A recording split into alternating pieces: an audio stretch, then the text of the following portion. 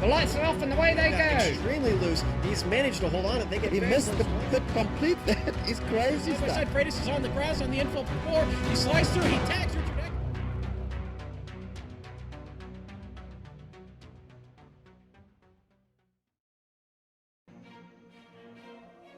Determination, skill, speed. These drivers will need all three to achieve victory, with only one goal: to be crowned the next Lionheart champion. 40 drivers and 28,000 horsepower racing to keep his memory alive. With so much on the line, they will push their cars to the limit. So buckle up. It's about to get wild. He blows over and goes for quite the ride on his lid. And they were side by side off of pit road. Time. Here comes Jake Ray with the red top side. You're watching the premier American Open Wheel Series on iRacing. The Lionheart IndyCar Series presented by First Medical Equipment starts now.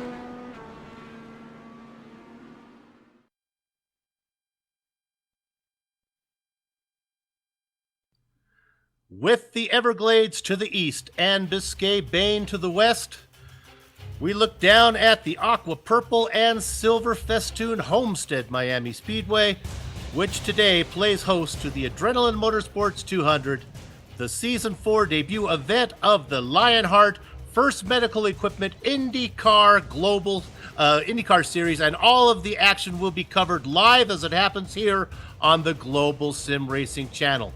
The Lionheart Series is considered the premier private league for the IndyCars on the iRacing service, and if you were with us last time, and shame on you if you weren't, you witnessed Corey Tiger Connor outduel the likes of Big Joe Hazard and Jonathan Goke to lay claim to the Lionheart's third annual All-Star Race's top podium spot. In just under 15 minutes, the green flag will wave, giving the go-ahead to tonight's field of DW12 open wheelers to scream into the first turn. So toggle the big screen's input to the internet feed, pour yourself a large Coco Rico over ice, make yourself a plate of carnitas tacos, then sit back and enjoy the 130 laps of simulated IndyCar excitement that will be streaming into your home. Hello everyone, and welcome to another GSRC broadcast. I'm your host, Bill Soup Zahn. Helping me call the action is our open wheel expert, Sean Ambrose.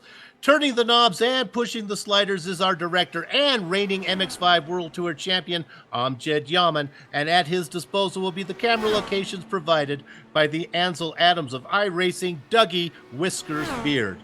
You know, like a kid in bed anticipating Christmas morning, I was too excited to get much sleep last night thinking about this upcoming Lionheart Season 4 debut event. If the All-Star event is any kind of indication, I'm going to need to call my doctor and get him to up the dosage for my blood pressure medicine, because the action was near heart-stopping. Clean, hard-fought race with plenty of strategy and drama. Now tonight, the field is larger and the track is smaller. Sean, the All-Star race was at the 2-mile Michigan layout. Tell us a little bit about this 1.5-mile circular pavement that is Homestead. Yes, sir, I will. So great to be here with you tonight, Soup. And man, Homestead Miami Speedway. Tell you what, this 1.5-mile oval is nothing like where we were at last week at Michigan. Yeah, there's 4 turns and there's progressive banking here, 18 to 20 degrees. Pit road speed limit of only 50 miles an hour. You're really going to have to, we're going to be watching that all night. The pit entry going to be very tricky here. Tell you what, some history here in the Lionheart Series. Fastest qualifying lap was set by Jake Wright, 25.083 seconds. We'll see if maybe he can get one of those burners again tonight. Fastest race lap ever was by Zach Troll with 24.7 seconds.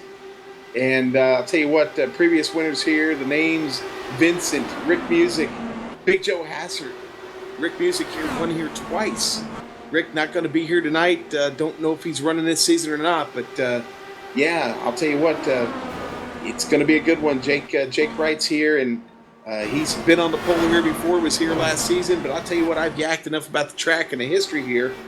We'll let Brian Yazik get in the GSRC DW12 and take you around for a couple laps real quick.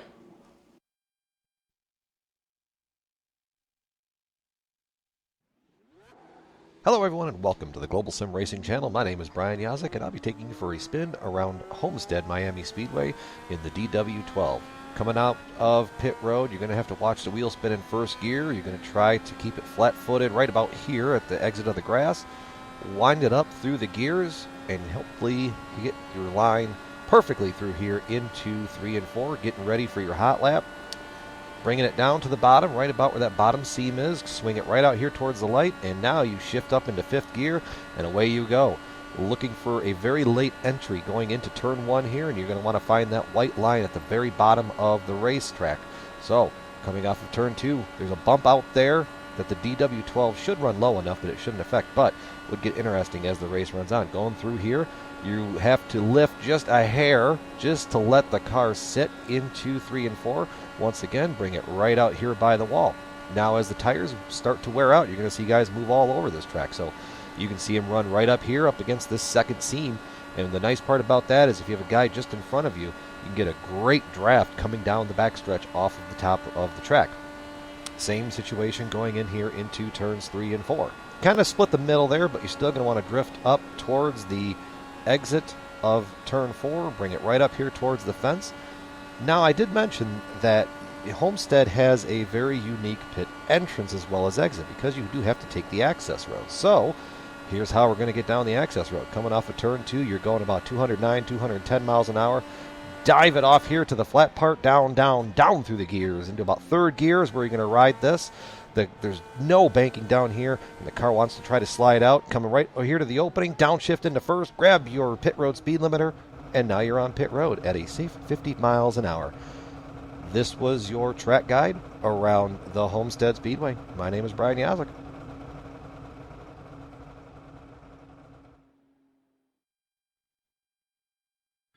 And there you have a little taste of the flavor that is Homestead.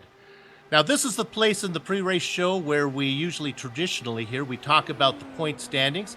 But since this is the first event of the season, hopes reign eternal for all the drivers as everyone is tied for the lead.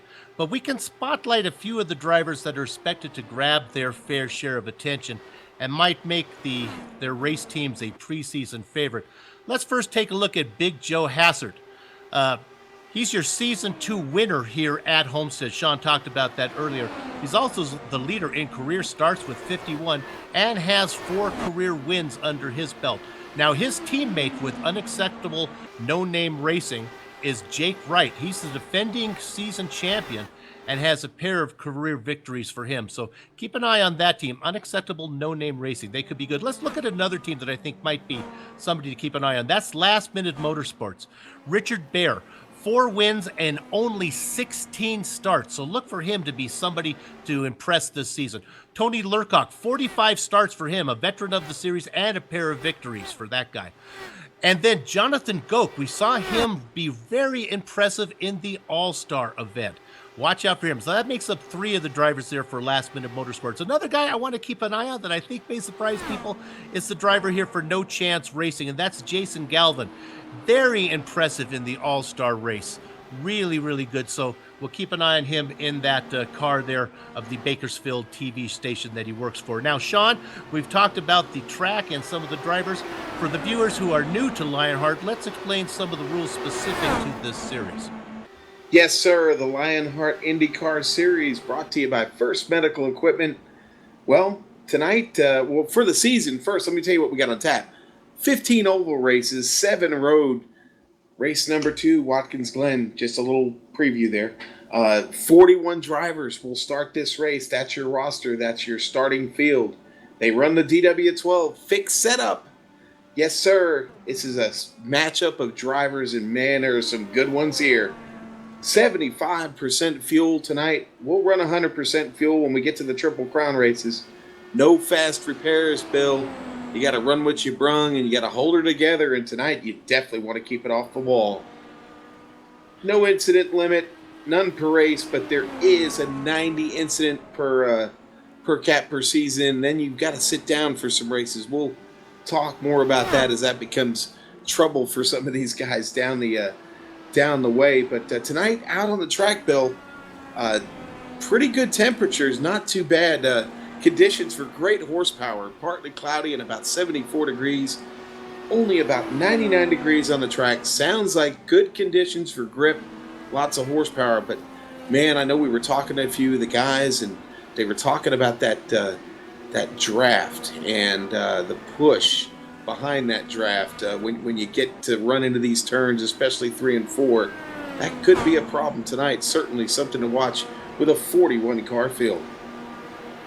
Now, we were talking about to some of the drivers before the race, and let's follow up a little bit on the fuel that's 75% there. That'll get you what we're figuring about, what do you say, Son, 27 to 30 laps right about there, but it's possible that these guys may not want to go that long. Yeah, that's, the tank gets empty, the car gets light, and that push becomes even more evident. It becomes a lot harder to control that machine heading through 3 and 4. 1 and 2 really aren't bad at all. I've seen everybody throughout their runs during practice not have much trouble with 1 and 2 and getting through there. Yeah, there's a little bit of push. You can get in a wash and get some dirty air, but for the most part, pretty manageable through there. Down the backstretch, though, lots of speed, and you carry that into the top of 3, and then you try to just get the car down. But man, it's so tough to do. And as the tires fall off, like some of those guys were talking about, about 10 laps, and you're really at that point hoping for a caution or just trying to hang on to the car to the end of that run, when we're probably talking about 27 laps, somewhere around there. And again, in the pre-race, before we went on the air, we were tapping some of the drivers' noggins for some inside information. I asked them about the draft. At Michigan and the All-Star race, we saw that big 2-mile oval where the draft plays such an effect that there was a lot of leapfrogging going on where they could save time.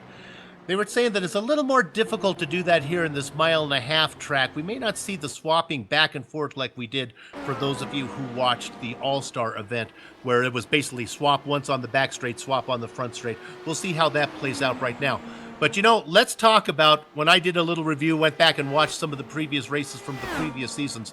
I think, Sean, the one place that could come out to bite some of these guys, and it's not one of the walls that is on the outside of 1, 2, 3, or 4. It's that wall that sets up pit lane.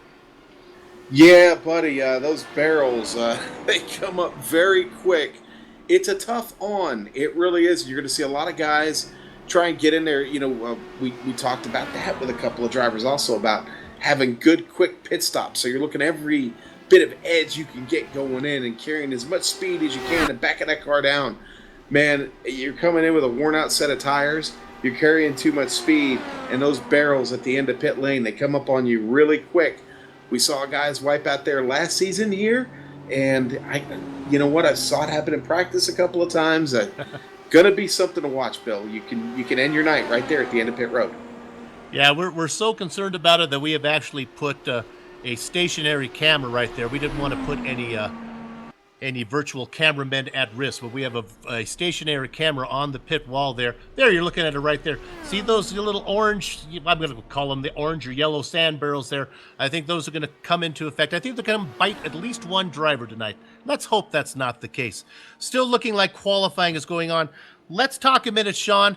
I talked about some of my favorites here today. Do you have a favorite driver that you've been watching this series for a while? Somebody that you think might be somebody to keep an eye on for the entire season? Well, I think it's going to be interesting to see how Jake Bright defends his championship. I certainly like him to defend.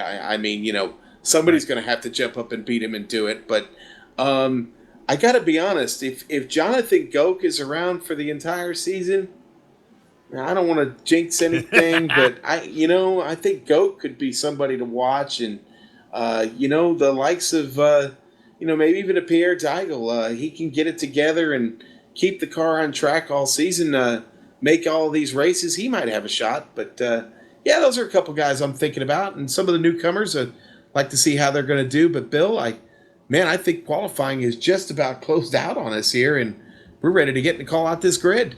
I think we are ready to do that. So let's go ahead and call out the qualifying grid in sets of 6. Well, you talked about them. How about you win a championship and then you start with the season debut race and you find yourself sitting on the pole? And that's where Jake Wright sits right now, a time of 25.176. Outside of him, Joe Flanagan. Inside of row 2, Richard Bear, and outside of him, Brandon Limpkeman. Then we go to row 3. We have Chris Gutierrez in the number 06 machine and Patrick Taylor in the 6th position, car number 81 outside of row 3. Sean? All right, row 4, Kenneth McCoy at number 66, starting on the inside in 7th. Pierre Deigel starts in 8th on the outside, the number 14. Row 5, Chris Stouffer starts on the inside, 9th place, the number 7. Dan Guerin starting 10th at the number 8. Big Joe Hassert starting 11th in the 11. And just outside of him, running out row 6, Joe Branch, number 28, 12th. In the hopefully not unlucky, we'll call it not unlucky, we'll call it the baker's dozen spot there, is the number 42 machine of Jason Galvin. Outside of him is Tony Schowen.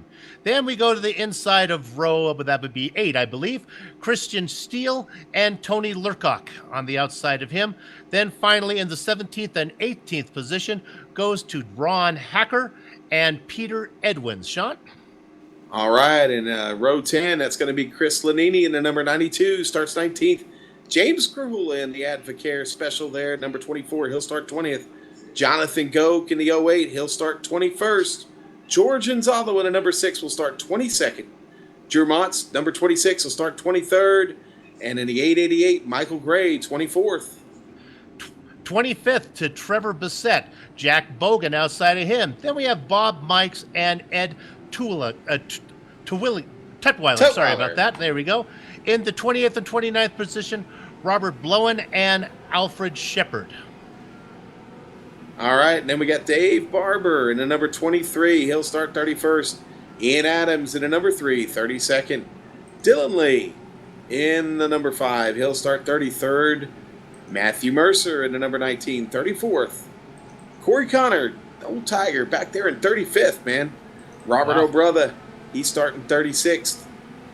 Tiger, after coming off that All-Star win, well back in the pack. And finally, the last four drivers, Ryan Bird, Randy Krosno, Jesse Vincent. In 40th position is Vincent Bluthenthal. And then finally, Dan Held in the 41st and final position. They are out on track, and they are going green right now. They are go for launch. Give a quick astronaut prayer, light the candle.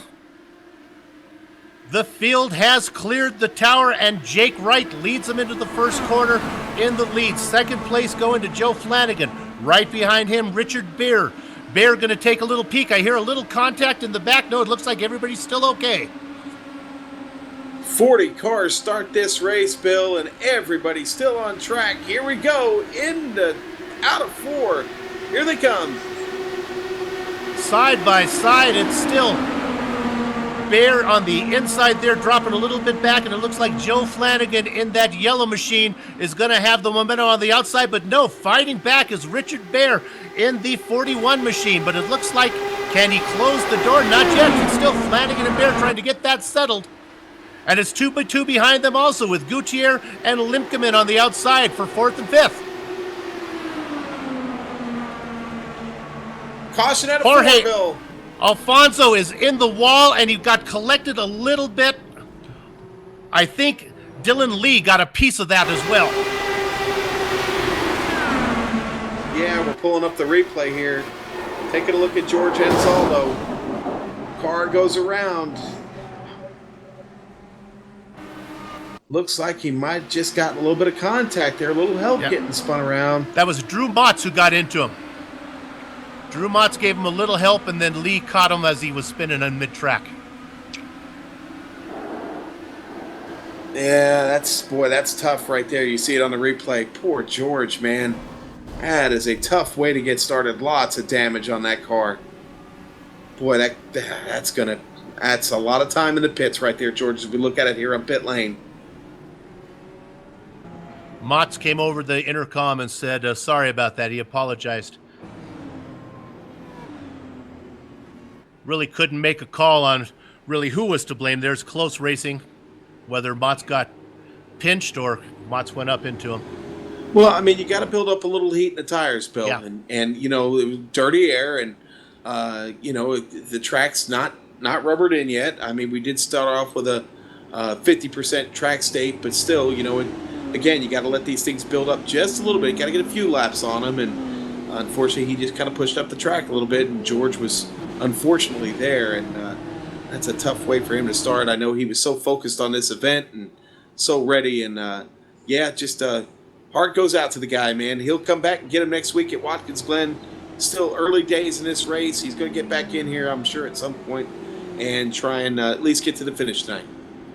Yeah, he's sitting Anzaldo sitting in the pits right now without a nose on the machine, so they're going to see if they can get that fixed.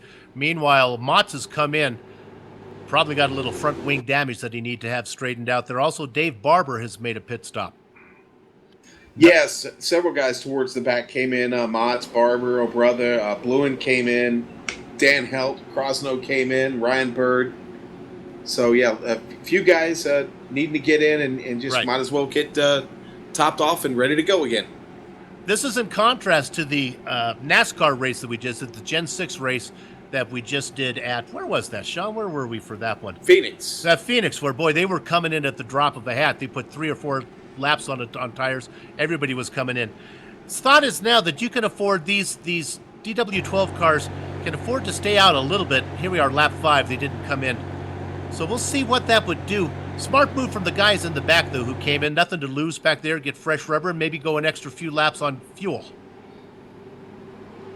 Yeah, well, you know what? No problem playing a little bit of strategy here early. But, you know, really the most important thing right now, take care of the car. It's just, you know, there's a long way to go. 133 laps tonight. We've only got 6 in on this caution flag right now. So, yeah, time to settle in, man. Now, we will restart single file. That's the way we do it here in the Lionheart series. So that will spread out the field a little bit here initially. We'll start to see some side-by-side racing as they start working with the draft. But they'll need about 2 or 3 laps here to get in sync. And who knows, Bill, we may be running to that first green flag pit stop next. Every driver we talked to about what the keys to success was today, the first thing out of their mouth was keep it off the wall or keep it out of away from another car. So yeah, that was everyone's under the same impression here. And I guess if you want to be anybody, I guess you want to be Jake Wright out there in front. What was interesting is the difficulty that Flanagan had of getting around. It was Flanagan and Bear were in a battle for second place for about a lap, and then Gutierrez back there and Limkeman were also in a battle. So those positions are not going to be as easy to come by as what we saw at Michigan, where the draft pretty much made it a done deal. I think it's going to have to work a little harder to gain those positions today. Yeah, just a little bit. Just a little bit. And I think I see the... Let's see. I think the lights are out on the pace car. I think we're about ready to go. While they're coming around, while we run down the front 10 here for you. You got right out in front. We talked about Flanagan in second, Bear in third, Gutierrez in fourth, and Limkeman in fifth. Now the 5 drivers behind them: Pierre Daigle, running in sixth position. Patrick Taylor in seventh, 8th, 9th, and 10th. Now here's Chris Stouffer that we saw in the All-Star race do very good. Dan Guerin back there in 9th, and rounding out your top 10, Big Joe Hassard. Your top 10. Yes, sir. Long trip down that backstretch, Bill. They got that start out of the way, the double file start out of the way, so wisely series officials have turned this into a single file race, single file restarts, which I'm all for here. Pace car about to pull in as the drivers are currently on lap 7. This is going to start lap 8. Jake Wright gets a nice jump. Flanagan, Bear all tuck in behind there. Single file, Gutierrez, just like we talked about. Limkeman. Now behind him, Pierre Daigle starting to take a peek, trying to get up into the top 5. Daigle making a move on the inside. Let's see if we're going to get that done. Nope. Limkeman going to give him the room on the inside, and I think Daigle's going to get that done. They come across the start-finish line on as we're looking at Daigle. On board with Daigle right now. Running at 6, couldn't get that pass done. On board with that first medical equipment on board camera with Pierre Daigle. Getting a nice run down the back straightaway. You see him closing. The closing rate is unreal, Bill. It really is. He's keeping it in the middle of the track out of the turn there as they make that trip off of 4. Not taking it too far up to the wall. He's taking it easy, but getting a great run there on the inside. You can see at the back of the camera there. Let's go back to 7th place. Big Joe Hassard. When we called off the grid, he was in 10th. He's picked up 2 more spots. He got up to 9th, got up to 8th, got up to 7th. He's making up some ground. He got around Chris Stouffer and Dan Guerin. We're looking there at Stouffer. And now Stouffer making a move there. Guerin on the inside, Stouffer on the outside. Look at the momentum Stouffer has, though, as he's going to get that 8th position back. Guerin couldn't get it to stick on the inside. I'm on the edge of my seat here. I'm scanning through the field. There are races going on all over the place. Almost too many to keep track of right now. Guys just really starting to experiment with this draft and figure out where they can make a move and slot in and maybe get a position away from somebody. Corey Connor right now battling for 25th position with Dylan Lee able to take it away from him. Ian Adams going to try and come in tow, looking to the inside.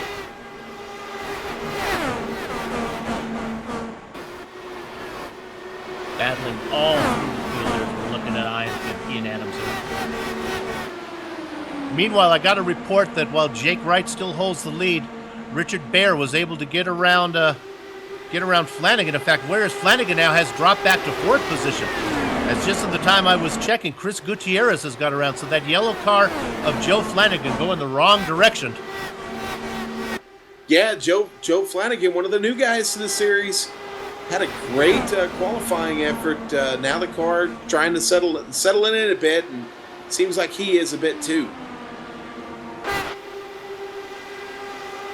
See behind him a big train of cars. That's Limpkeman in 5th, Deigel in 6th, Joe Hassard in 7th. Now making a move on the outside, Chris Stouffer. Well, I've been watching Stouffer. He likes it high, wide, and handsome out there. He really runs the high line in that dark number 7 machine. Look at him. He's going to take that high line again. See if he can get some momentum. He really gets a nice bite out of the corner exit down the back straight.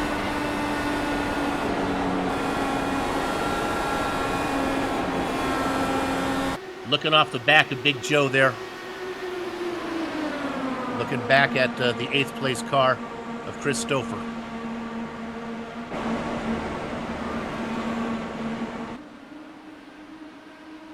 Stouffer tried to do it on the outside, couldn't make that work, and then he tried to go on the inside, still having trouble. And Sean, this is kind of what I noticed, very much different from what we saw in the All-Star race at Michigan. Passing a little harder to do here.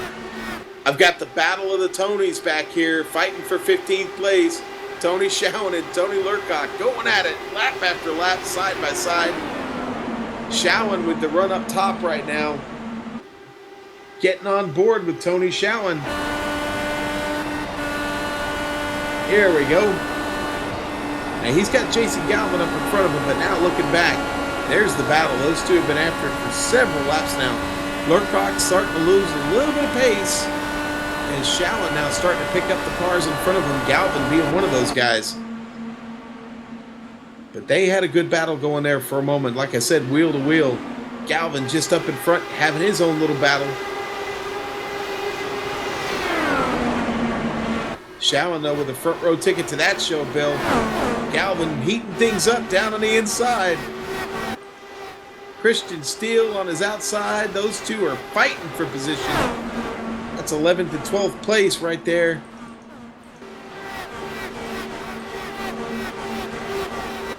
And Steele and Galvin now in there trying to get in there in that 12th position back there in the KGET machine, that beautiful blue and gold machine. And right behind them is that battle, Schowen on the outside, and Lurcock ducks right in behind in 15th position now. All right, now, so we still have 39 cars on track right now, Bill. All right, now, Ryan Bird, he's all the way at the back. He's still hanging on.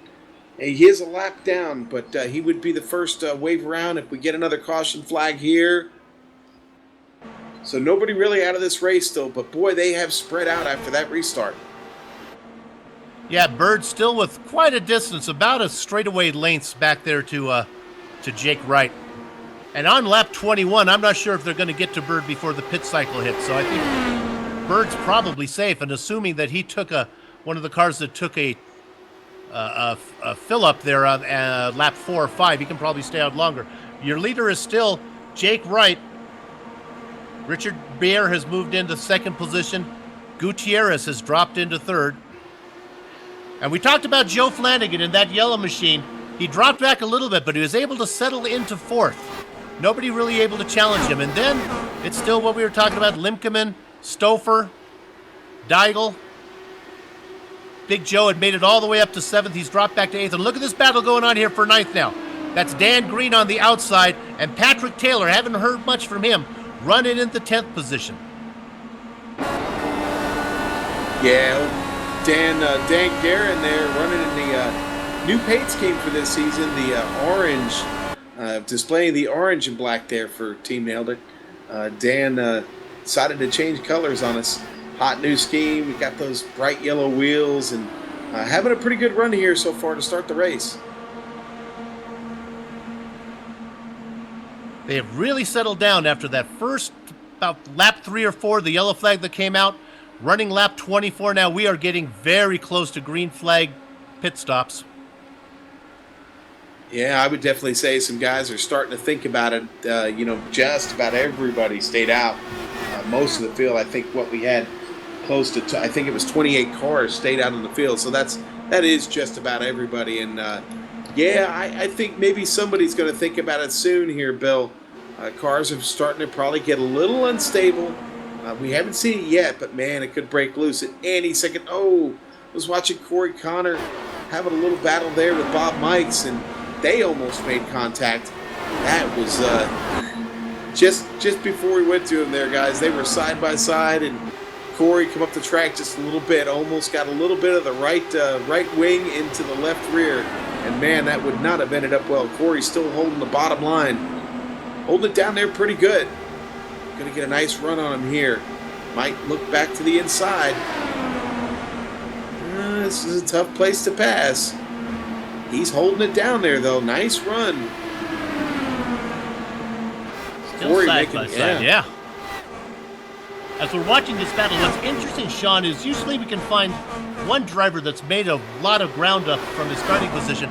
Really not the case this far. I don't see anybody who's made up more than about 3 or 4 spots. Yeah, so far so good, really. Not any real big movers and shakers yet. I mean, really, you've got to go back in the field. One guy working his way up is Tiger, man. Tiger's up to 25th. He started 35th, so right now that's about the biggest mover I see right now, and he's hooked up. The Tiger's running good. We're on board with him here right now. Looking at that battle, he's got Bob Mikes in his mirror. Yeah, 10 positions is good. And if you remember the All-Star race that we did, we really didn't hear much from him until the very end. He's when it's money time, he kind of shows up there. I got a great battle. If we can go to 16th position with Jonathan Goke in a great battle here. 2 guys who are making a move, and James Krahula. Krahula right now on the outside. Goke in that kind of dark blue machine on the inside. The Pepsi machine, maybe it's purple. I think it's dark blue, though. Yep, dark blue. You got it. Great battle for 16th position. James Krahula in the silver machine ahead of the guys. Those guys have both made up 4 positions, and right behind them, here's a name I don't really familiar with from the All-Star race, Kenny McCoy. In fact, McCoy started in 7th position. If we want somebody at the opposite of somebody moving up, he's from 7th position, has dropped down to 18th. Yeah, Ken not off to the best start. He would have liked to have made his debut a little bit better, but now he's one of the new guys in the Lionheart Racing Series. Hey, still running top 20. Still got everything attached to the car as far as I can see. Having a good, hey, you know what? If you got all the fenders on and the steering wheel's pointing in the right direction at this point, you've done a good job. You're going to get to that green flag pit stop here in just a moment. It's coming up, Bill. Well, they're on lap 32 right now. Now, of course, they had about 4 or 5 laps under yellow, so maybe they can go a little bit farther than we would expect. But yeah, it's got to happen pretty soon. We talked about it before. I said, are you going to run the whole length of the fuel? And they said, well, I think we'll try it early, was their thought. We'll see what it's like. Okay, well, Trevor Bissett just made a call to come in. All right, the dominoes are starting to fall. Here comes Ian Adams. He just made his call. Dan Guerin's made his way in. Patrick Taylor coming in. Lots of cars starting to cycle in, Bill. Here we go. Adams in pit has spun it. Locked him up and spun it around.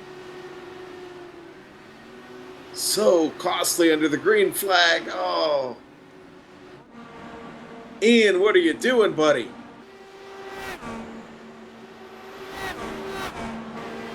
Here comes Dan Guerin in the 8.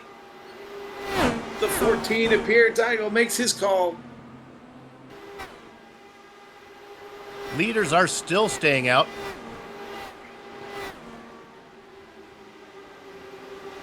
Flanagan, 1, 2, 3, Flanagan, Gutierrez, Bear, and Wright. Those are your top 4. They're still staying out. Stouffer and Limkeman still out as they working on lap 35 right now. Well, I think if you're the leader, you are waiting for them to make that decision. You don't want to get down there with everybody at the same time. You've already seen if there's a little bit of a crowd, there could be trouble. Now, looking at the leader's lap time, right after we went green, after that first yellow flag, when we went back to green, he was turning laps of about 25.4, 25.4, 25.4, and right now he's turning them at 25.6, 25.6, 25.7. So it doesn't look like it's only maybe a couple tenths of a second that they lose running these long runs. Yeah, now Jake has had the clean air to work with, so I'll give him that advantage. This car is a lot easier to drive when there's nobody in front of you. I spent a little time in the practice race on Monday night and rode at the back because that's where I'm used to riding. And, Jake's, what do we got there? A director's calling for something. Jake Wright coming in the pits. There we go. The leader is in, Bill.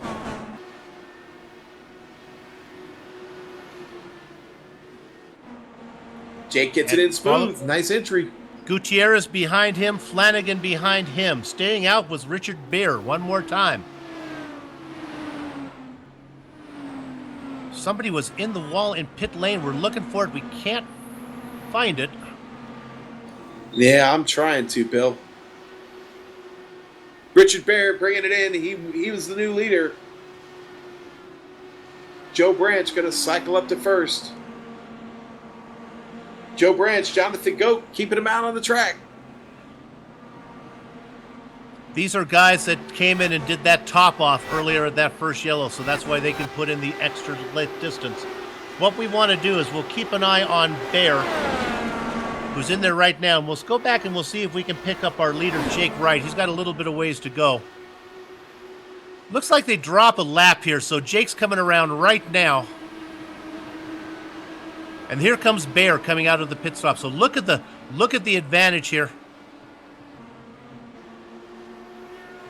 Wright is going to just, if I'm looking at this the right way. No. Joe Branch and Jonathan Goat did not pit that first time, Bill. They are still out.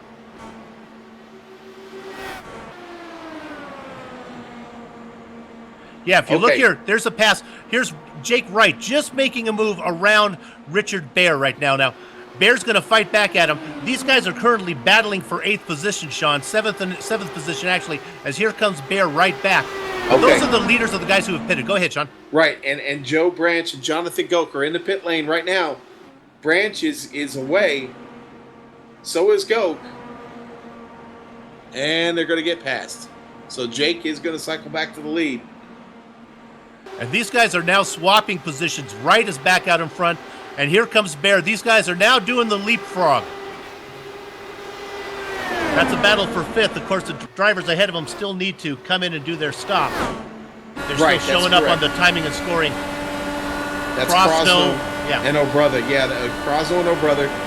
Now, they did pit that first time. After the first caution, they did pit. So they've stayed out. They've got a little bit of extra fuel. But they're definitely off cycle right now.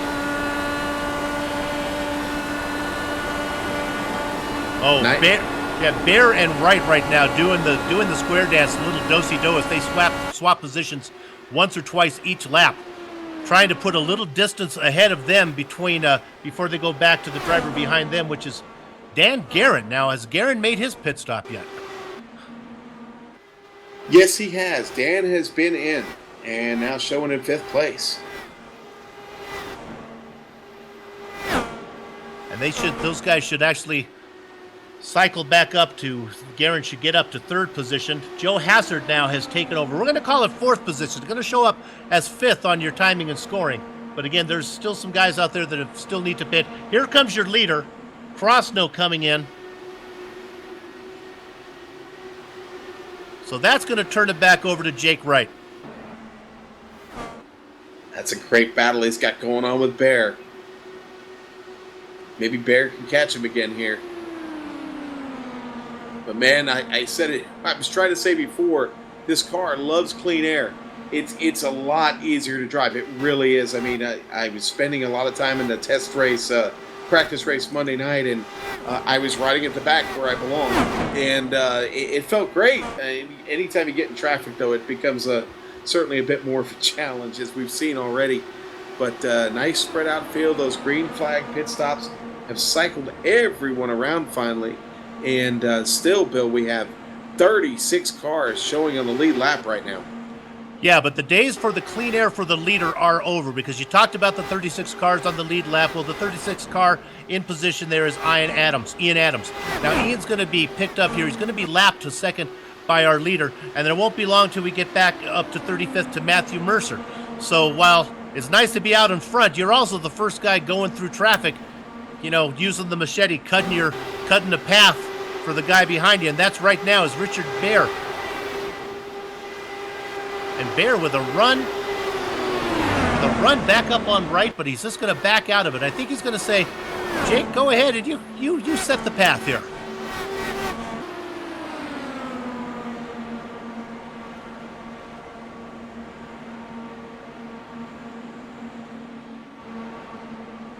Let's take a ride on board with Chris Stouffer real quick.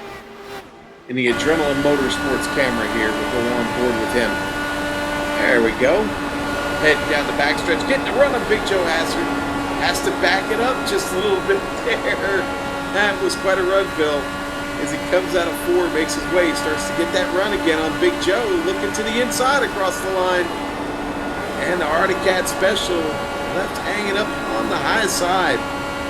Chris Stouffer able to pull that move off right there with the Adrenaline Motorsports onboard camera. Big Joe back down to the inside, Bill. There he goes. Lost a little momentum on that outside. Stouffer on the outside with the momentum should be able to come across the start-finish line ahead, and he does. It's just a matter of how much they want to battle here on lap 50. They've got about a second back, just under a second back to Pierre Deigel, running in 6th position. Meanwhile, let's go back up to our leader right now. He's got Ian Adams, as he's going to put a lap on Adams. And what that's going to do is let Bear get right up here. Adams going to keep the car on the outside. Richard Bear, Sean, just being careful back there, trying to figure out how to get this done. And look at Wright, can't really finish the deal as Adams is tough. My goodness. Ian does not want to go a lap down. Yeah, and they're coming up on the lap, 35th place of Matthew Mercer. How's he going to play into this thing? Those 3 cars are battling. Look at Bear's going to try to tuck up on the outside here since Wright can't get it done on the inside. Bear doesn't know where to go. He knows he can go somewhere, and oh, they're getting close. Here goes Bear. Now they're 2 by 2 behind the lap car of Adams, who in my opinion is doing nothing wrong. He's just racing his line. If you're fast enough to lap me, go ahead, but I don't have to surrender it. Oh, new leader there is Richard Bear. Takes over Jake Wright, who really pushed. I thought he's going to push up into Bear. Jake says, I've had enough of Ian, you try it. Now Bear's going to split the middle here as Adams is going to make the position up, moving into 36th position as they get around the slower car of Matthew Mercer.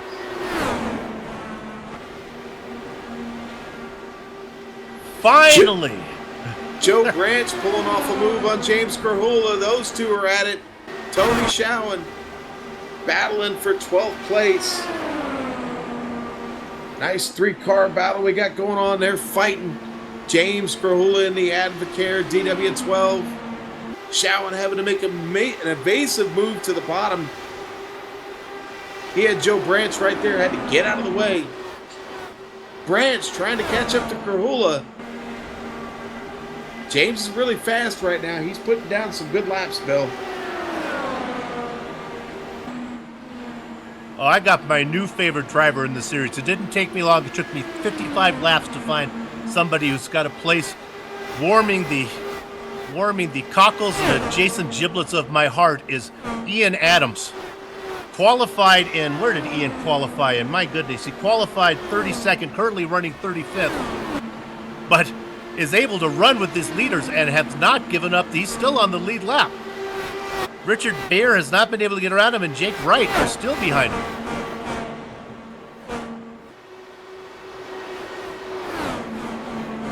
Oh, we got another battle here. Chris Gutierrez. Oh!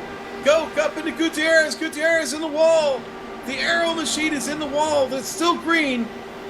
He's trying to stay out of the way. Oh, the caution flag's out. He stopped the car on the track. Yep. Oh, Bill. Gutierrez and Goke got together.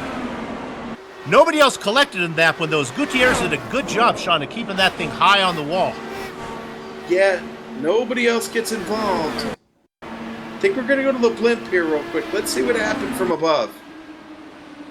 That's not the blimp. But that's okay. Close enough. We'll take it.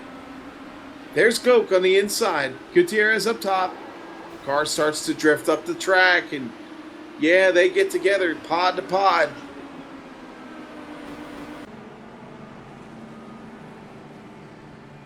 Well, that's unfortunate for Stouffer. He decides to take the toe in, and we see some pretty heavy damage on the right side. He's going to need some time there in the pit. Pit lane is getting busy, Bill. Here they come. That's Baer leading the way right in there. Guerin behind them, Stouffer, Hassert, Deigel, Lukac. Goke coming in after that little contact. We'll see how he comes in. He came in about 8th or 9th in the row there. We'll see how he turns out. Now, that's going to give Matthew Mercer, I believe, is going to get a wave around here. Sean, I didn't look to see. There is no lucky dog on this series. Am I correct in that? So that's right. So that's why, again, if I could do it, if I could stand up and still have my voice get carried over the microphone, I would. I got to give a shout out to Ian Adams. He's going to be on the lead lap. Man, did he fight. He's the last car into pit lane. My goodness. All right, so let's talk again a little bit about Brandon Lemkeman. All right? Okay. Brandon with First Medical Equipment and sponsor of the series this year. Brandon has a big fan. She watched a lot last season. She's back with us this season. Grandma Mamu, welcome to the broadcast. Hope you're watching. Brandon out there having a pretty good run. And we just wanted to say hello to you and hope you're enjoying the broadcast so far. Grandma Mamu gave her a nice close-up of her grandson there, Brandon. Yeah, Brandon with the literally hot new colors this season in number 73. He's on fire.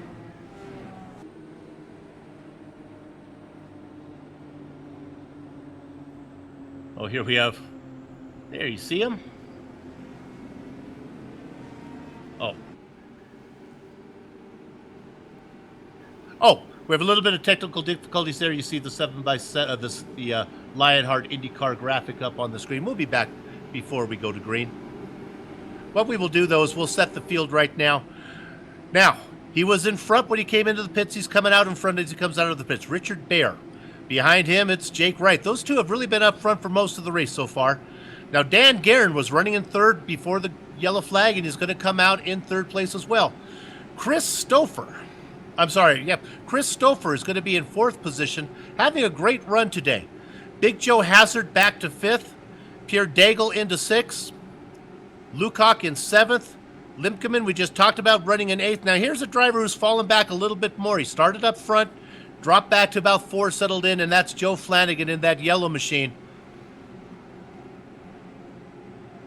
Running now in 9th, and rounding out the top 10 is James Krahula.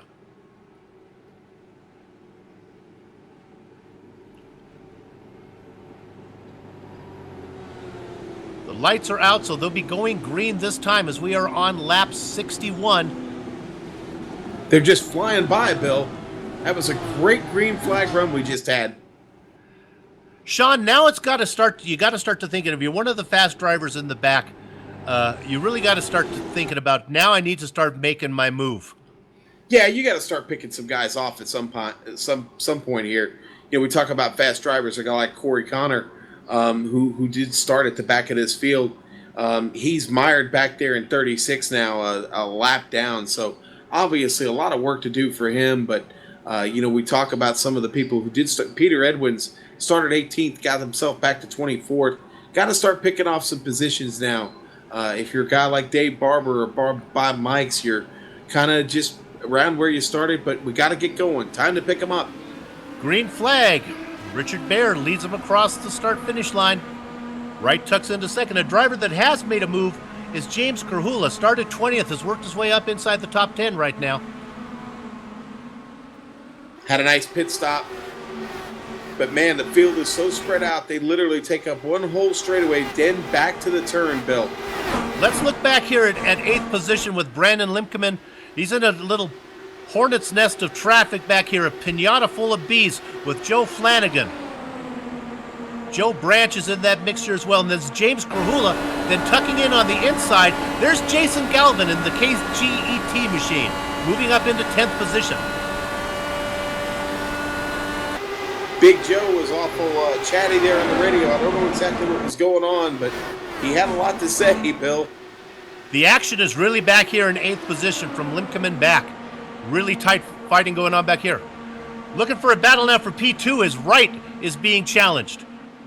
Keep an eye on Guerin, and now behind them, that's Big Joe Hazard.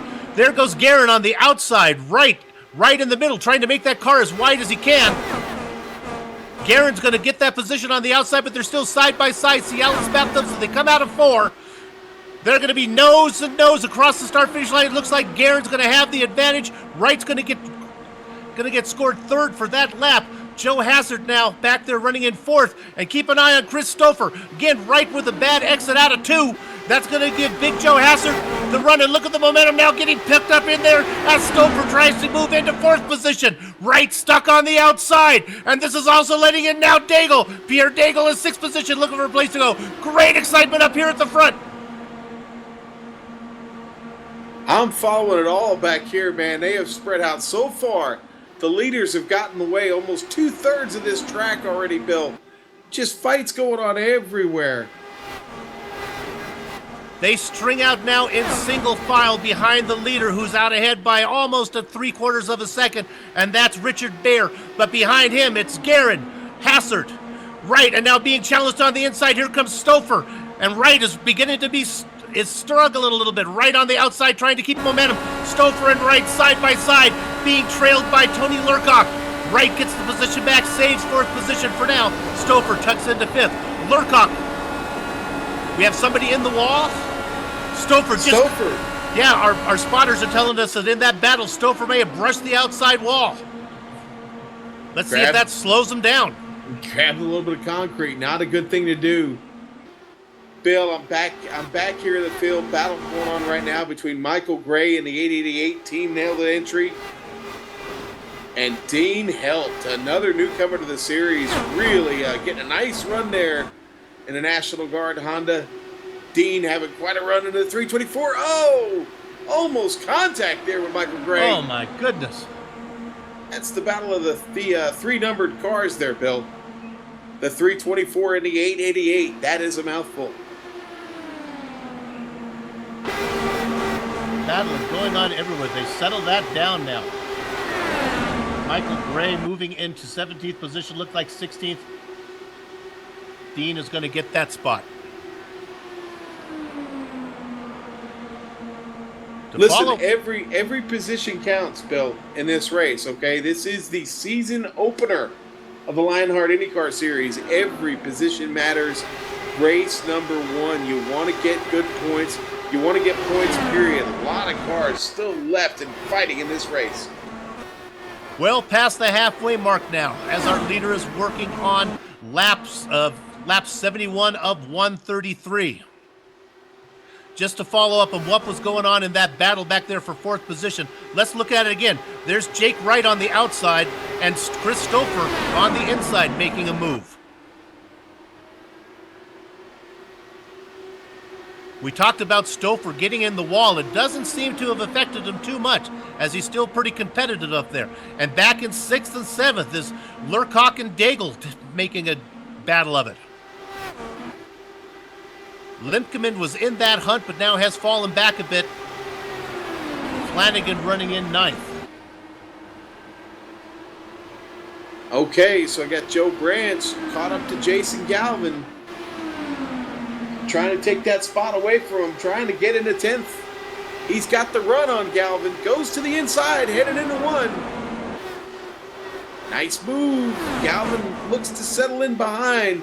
Galvin with a run, he's coming back to the inside. A little switcheroo. Here we go, Bill. Who hangs on here in 3 and through 4? Galvin running up the track, gotta hang on to it. Woo, baby. Hang on. Here comes Branch back to the inside. Yes, sir. We're going to see that all night. Still plenty of laps left to go to get it settled. That is a battle for 10th. And Galvin back to the inside. Galvin had the papers width between his nose and the tail of Branch, and Galvin able to get that done. Schowen also off, looking back there in 12th position, watching the show ahead of him. Now, back to right now is Galvin. It's quite a ways back. He's lost touch with Flanagan, who's a second ahead, running in 9th position. A lot of excitement going out back there in that battle for 10th. Meanwhile, back up in front are here with Chris Stouffer. This thing is just going on every lap. Stouffer and Wright on the outside, Stouffer on the inside. Stouffer tucks in, and looking back there in 6th position is Lurcock. Wright, who had been running up front the whole race, has fallen back to 4th position. He's behind Hassert, Guerin, and Bear, and Wright is not happy about being in 4th right now. Yeah, old Pierre Daigle got himself up to 7th. Old Pierre having a pretty good run in that unacceptable no-name machine. New livery for him. The number 14 on board with the first medical equipment camera here for Pierre Daigle. Looking over his shoulder. Getting a nice run there into the turn. Pierre has done a really nice job of staying out of trouble here. You can see up ahead of him, we can stay on this for a little while.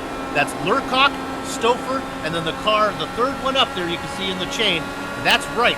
So he's sitting back there watching those 3 cars ahead of him. Look, how about that run he got off of 4 as we were on board with him? Man, that was a nice run. Now, he loses a little bit of ground coming out of 2, but he'll pick that back up in the draft, heading back into 3 and 4, where he is a little bit better. So he's picking him up just a little bit every lap.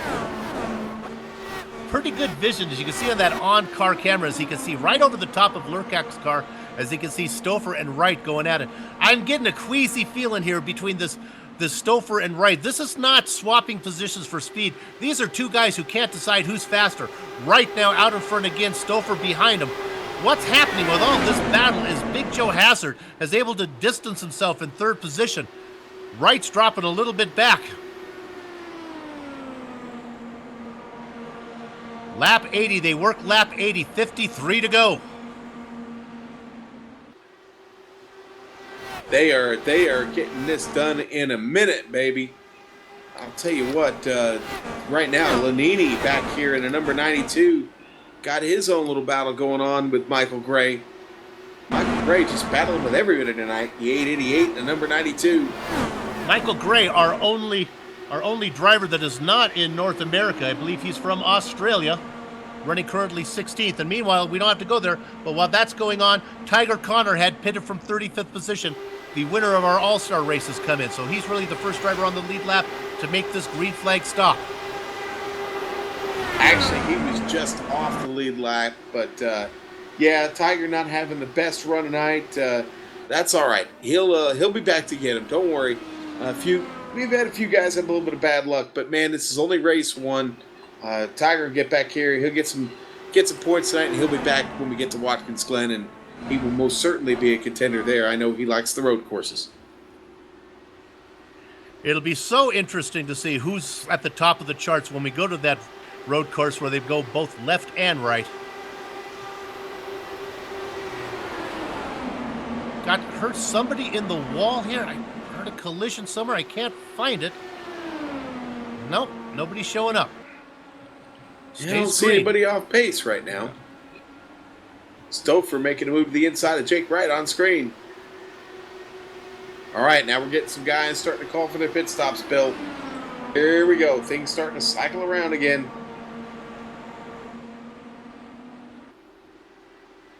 Gotta be careful. We ain't seen anybody wrap those barrels yet, but they got to get through another pit stop here.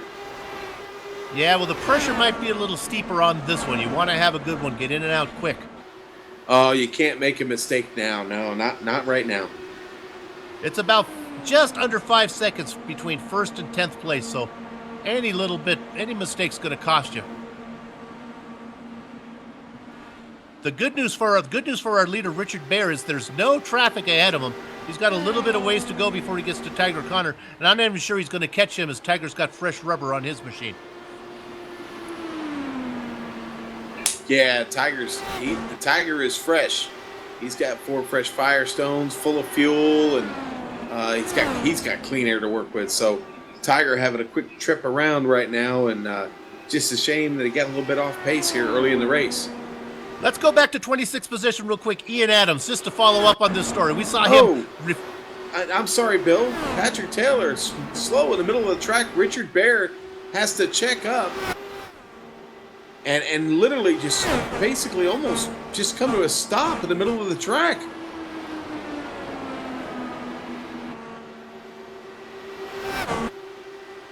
Looking for it here. Patrick seems to be back up to pace. Some of our leaders starting to come in. Tony Lurcock just made the call. He's in 7th.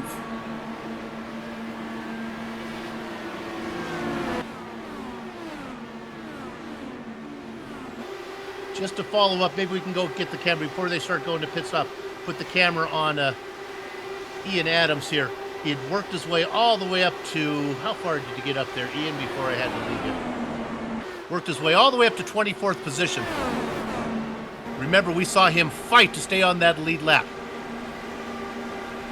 He's in a battle right now. He's got Vincent Blumenthal right behind him. Great job from him. Leaders are staying out other than Lurcock, who's come in. Yeah, Lurcock, who knows, maybe play a little bit of strategy there. Maybe he's working some numbers and has something in mind. A little bit surprised, though, that he comes in, one of the front runners up there decides to come in as early as he did.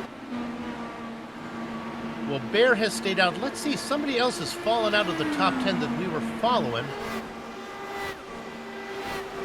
I don't see Hassard, so Hassard must have made his stop as well. No, Big Joe up to 3rd. Big Okay. Joe, yeah, he's in 3rd. Okay, Here comes Garen's Garen. coming in. Yep. As we watch him, gives those barrels a wide berth. Everything's good there. Smokes him a little bit coming in, but he's nowhere close to those barrels. Pretty good job by everyone, but pit road, as you can see, just a little bit busy. Starting to get a little bit of traffic down there.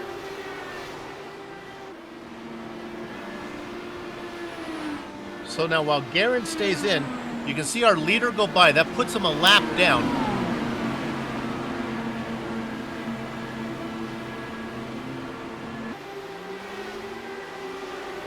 And we're looking here if we can see, though, the pit lane's really busy now, except for our leader.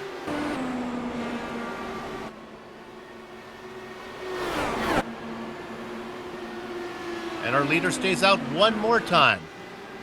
So does Hassard, and so does Wright. Now, remember what happened last time after we cycled through these greens. We got, I don't know, about six laps on the car, and we had another yellow. We're getting into the stretch here. It'd be a bummer if one came out right now. But Bill, based on the number of laps left, when I'm looking at my time and scoring, man, you're probably still going to have to make one. You're going to have to make one more pit stop to get this race done. Well, yeah, I would think so. That's Bear staying out with 40 to go. Yeah, with 40 to go, Bear's still on the track. So's Big Joe.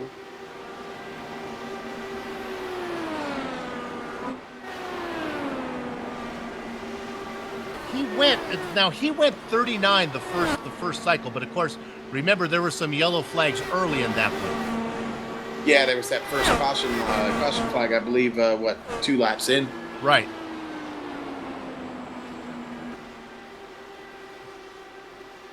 Yeah, everybody. Flanagan just made the call. Jake's coming in.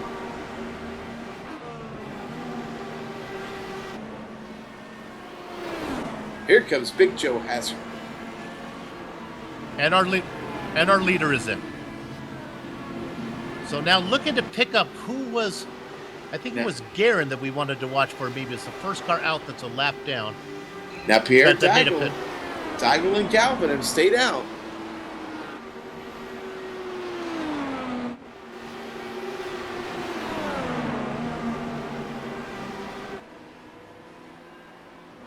Daigle stays out on the track, Bill. Looking at Dan Guerin right now, running in 17th position. Now he's coming around. He's getting his lap back here. So he's just going by as Wright is coming out. So Wright's coming out already. All right, well, Pierre Daigle's your new leader. He's slowing down. Here he goes. He's going for that pit. Big Joe is out. And Bear is already out.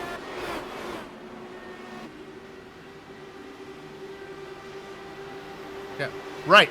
Now, if we look at it right here, I think this is a pass for a lead right now. If we go ahead to Bear, I think that's it. Guerin right there. That's a pass for a lead. I think Guerin is... Oh, the yellow's out. Eddie Tutwiler in trouble. That's the number 9. Not sure exactly what happened, but it looks like it might have just been him. Yeah. Oh, yeah, he cooked it coming out of pit lane there, Bill.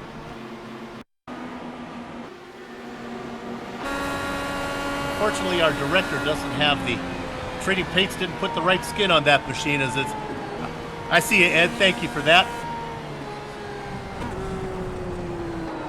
Look at that. Yeah, gets off into the grass there. Car gets loose, spinning the tires, and almost hit that barrier. I don't know, maybe he did. Able to get the car corrected.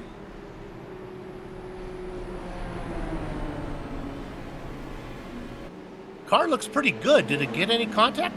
No, I don't think it did, Bill. It stopped just short of those barrels right there.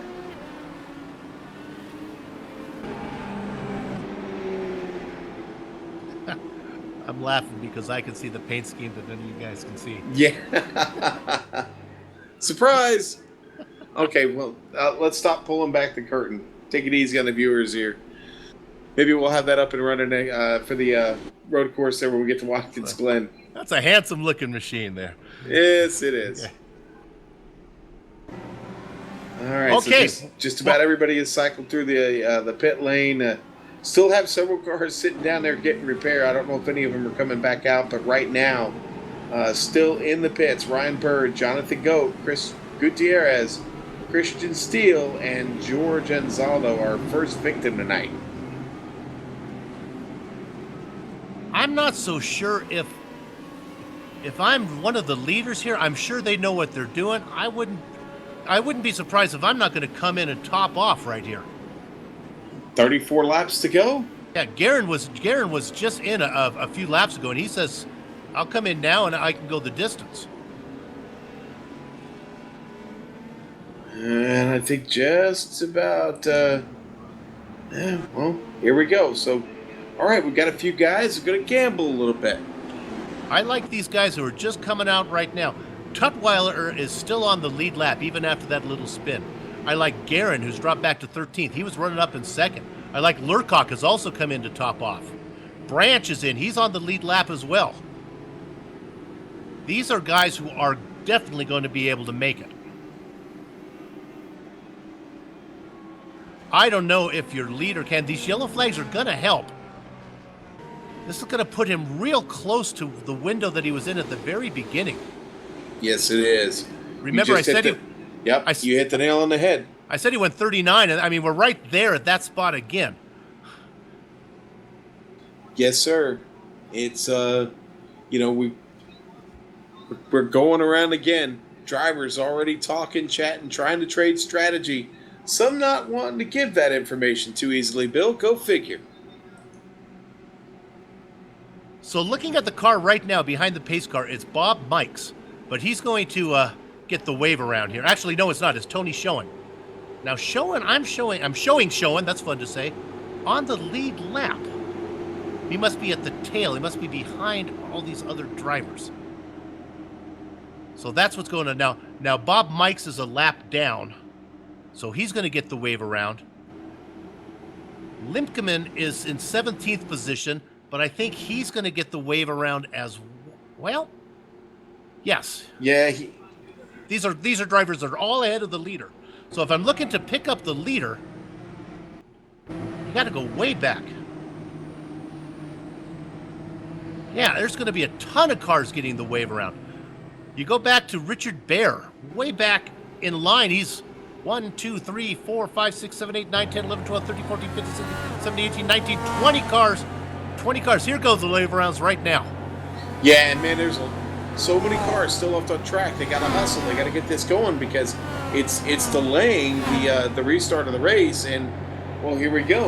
We're now 32 laps left to go, Bill, as we get across the stripe here. And, well, you know, if you're these guys up front, boy, I'm thinking maybe you were wishing you might have come in here a lap or two ago. I am not comfortable. I'm not comfortable. These guys know the math. So let's set this. We have Richard Bear out in front. Chris Stouffer. Now, those guys have been running up front most of the race. Big Joe Hazard's back there. Jason Galvin. Dean Helt. We haven't talked much about him in 5th. He's having a nice, quiet race. Jake Wright. Daigle in 7th. Lenani in 8th. Krosno in 9th. Now here we go. 10th place. That's your first driver who came in to top off. Ed Tutwiler. And then Darren Green. Now I know that Dan Guerin. I know Guerin has the speed. Guerin and Lurcock were both really fast. So keep an eye on them to make their way through the field without any fear of having to save fuel. The pace car is in. We start with 31 to go when they cross the line there, the start-finish line. Bear gets the jump out in front. Stouffer going to tuck in a second. Hazard in 3rd. Galvin has made his way all the way up from 13th position to run in 4th now. And Dean Held running right back in 5th, taking a peek on the outside of Galvin. Now on the inside of Galvin. Battle for 4th. Yeah, Dean Held, newcomer to this series. Here he goes. Trying to pull that off under Galvin. And meanwhile, Galvin's prowess. It's 2x2 ahead of them as there's a battle with Hazard and Stouffer. Stouffer on the inside, Hazard on the outside. 2x2 for second and third, 2x2 for 4th and 5th. Happily to see this battle going on behind him is Richard Bear. But keep an eye. We're going to want to watch Dan Guerin. Galvin. Oh, so close there, Bill. Whew. Stays green. Car on the inside wall. Tony Schoen in the wall back here. In the grass on the inside retaining wall. Schoen came just after he hit the wall, came just across the nose as you're watching it, Sean. That's James Krahula and Peter Edwins there. That's what I like to call a pucker moment. Oh, my goodness. Oh, boy. Yeah, that was close. But they stay green. Tony hits it hard, too. Decides to go ahead and take the toe out of there. Good job keeping the car pinned to the wall and not coming back up on the track. That car is done. They stay green, and the guy we want to keep an eye on is now Lurcock, who I also made a pit stop, I believe. Tony Lurcock is up to 10th. Guerin is back in 11th. Those are the guys that we know have enough fuel. Meanwhile, our leader is out in front, running all by himself. I almost wonder if these guys running back here in 2nd and 3rd maybe aren't trying to save fuel by being in the tow a little bit. Nothing being saved right now as we look for this battle for 2nd. Big Joe Hazard on the inside. Stouffer on the outside. They stay. Yeah, I'm sorry. I'm just scanning through the field, watching some of these battles. Vincent Blumenthal in a really good fight with Dave Barber right now. They're battling for 23rd position, fighting like it's for first. I got to be honest with you. They're really, the struggle is real back here, Bill, and so is the push. Everybody having to back up that entry to just a little bit as they go into 3 to try and just keep up and stay off the wall. This battle for second is amazing now. Stouffer has got it. Big Joe, this is such a different race than we... Oh, touch behind him! There goes spinning. Is held. Held is spinning around. He's going to keep it off the wall. I think he's okay. He's able to say it. We go under caution. He got touched by the 5th place driver, I believe. I don't want to call the wrong name. It might have been Jake Wright. I'll make sure and double check on that before we... It was Galvin.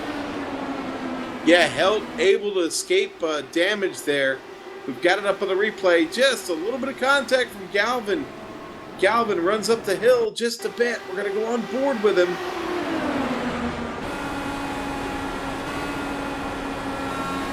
Here we go, Bill, on screen. On board with Galvin.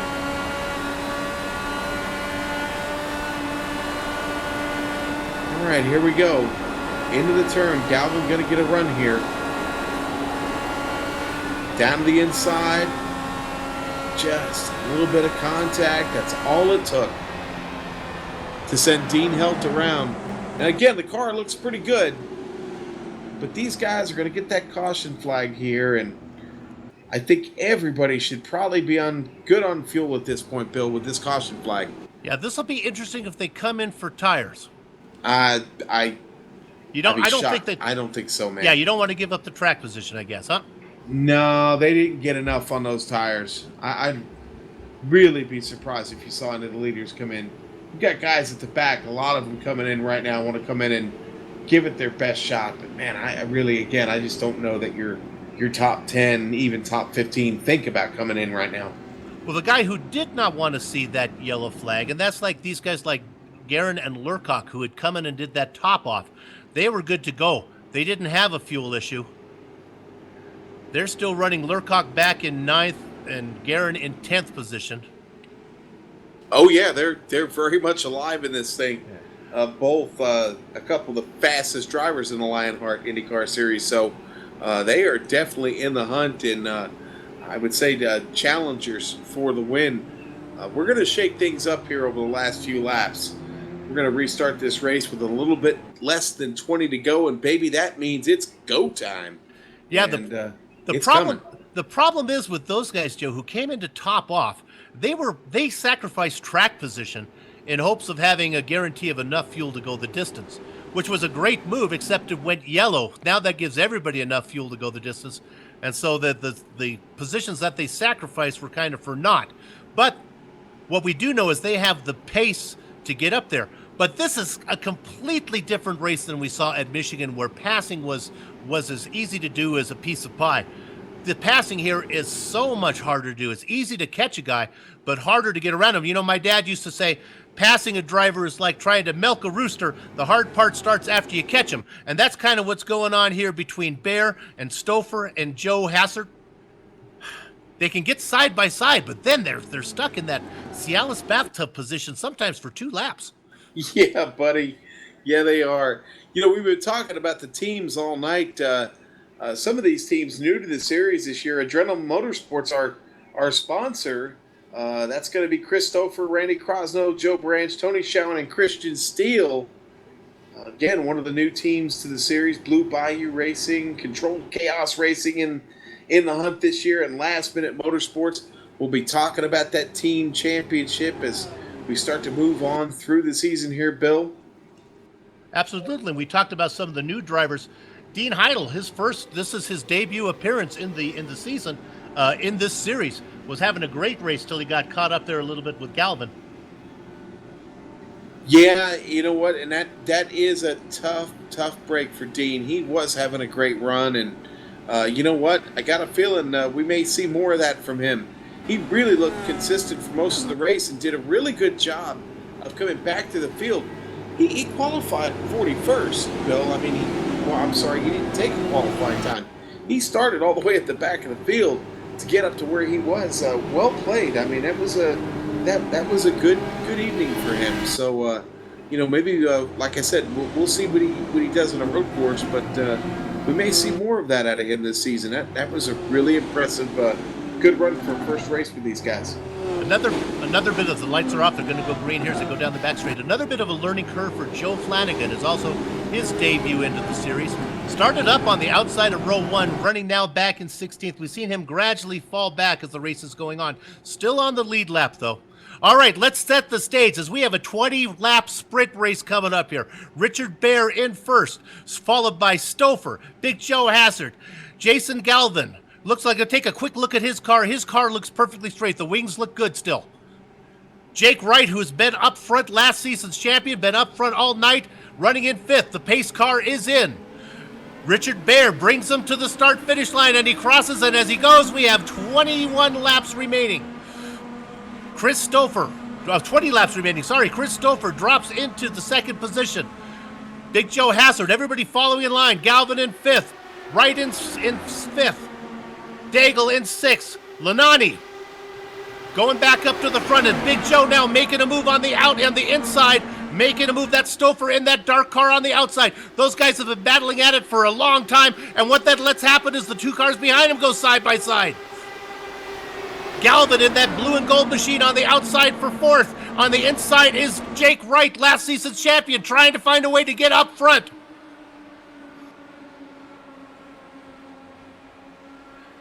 Happy to see all that battling behind him is Richard Bear.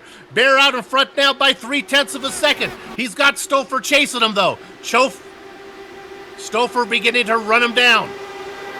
Ed Tutballer back here, he's moving. Ed taking away that spot away from Brendan Lincoln. That's a good battle. Just up in front of them, James Carhula making a move on Dan Guerin. Trying to take 10th place, or trying to take 9th place away from Dan. That's Guerin on the outside. Yes, sir. Carhula fighting down low.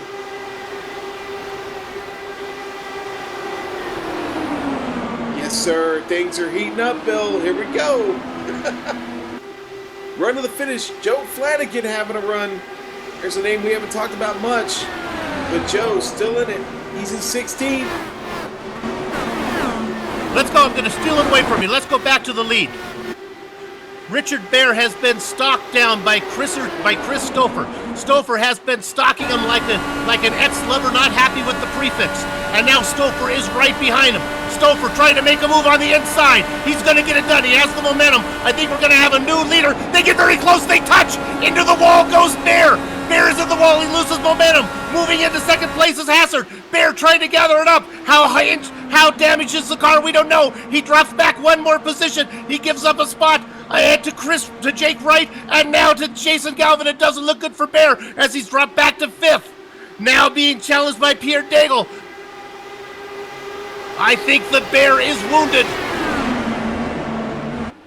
I think you're right. We're going to look at the.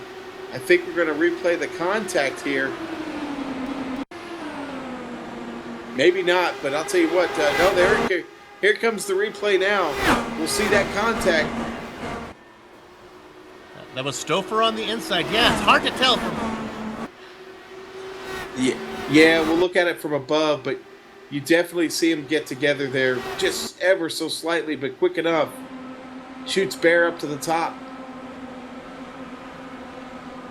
Try and catch that on replay here.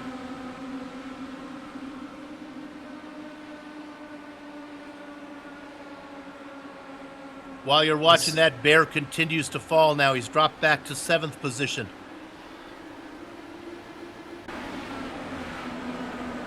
And we have Bonani has got around him in 7th. Krosno has got him in 8th. Bear's struggling. He's got right side damage now. Now we got a caution out. Okay, it looks like Motts was involved in this thing. Motts is in the pits. Taylor involved in it. Tiger Connor, your all-star race winner, also involved.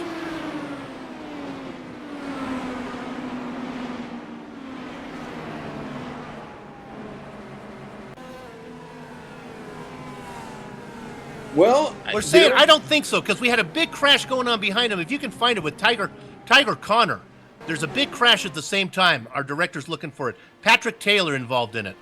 So maybe Bear parked and brought out the caution, and maybe actually the guys checked up, and that's what might have caused it. We'll see if we can find it on replay.